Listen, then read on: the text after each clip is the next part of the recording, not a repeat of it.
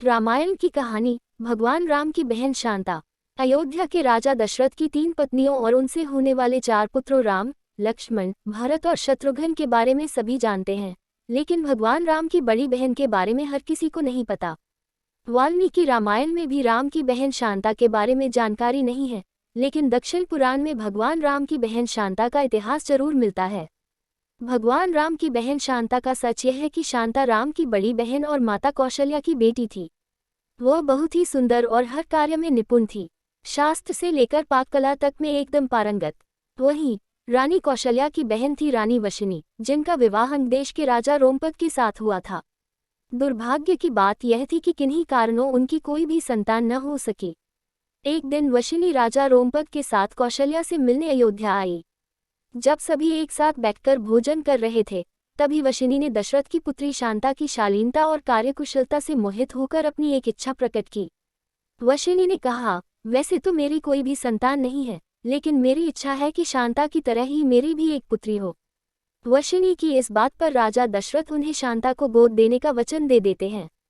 इस प्रकार राजकुमारी शांता अंगदेश के राजा रोमपद की पुत्री बन जाती है। एक दिन राजा रोमपद किसी काम में इतना खोए रहते हैं कि उनकी चौखट पर आए ब्राह्मण की आवाज उन्हें सुनाई ही नहीं देती। फलस्वरूप ब्राह्मण को खाली हाथ वापस लौटना पड़ता है। देवराज इंद्र को राजा रोमपद द्वारा किया गया ब्राह्मण का यह अपमान जरा भी रास नहीं आता। वह अंगदेश में वर्षा न करने का निश्चय कर लेते हैं। ऐसे में बिना वर्षा अंगदेश में सूखा पड़ जाता है। इस वजह से अकाल की स्थिति पैदा हो जाती है। इस समस्या से उबरने के लिए राजा रोमपद ऋषि श्रंग के पास जाते हैं और उनसे इस समस्या का उपाय पूछते हैं।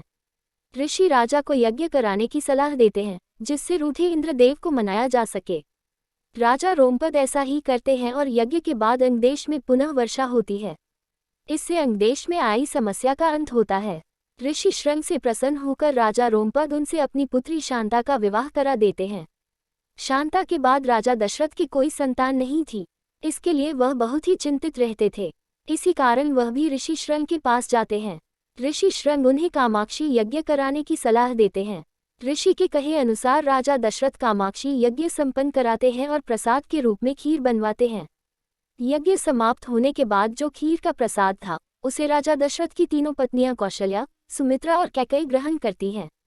कामाक्षी यज्ञ के प्रताप से रानी कौशल्या को पुत्र के रूप में राम, कैकेयी को भरत और सुमित्रा को लक्ष्मण व शत्रुघ्न की प्राप्ति होती है। चारों पुत्रों को अपनी बहन शांता के बारे में कुछ भी मालूम नहीं होता है। समय के साथ धीरे धीरे राम को अपनी माता के दुख का पता चलता है।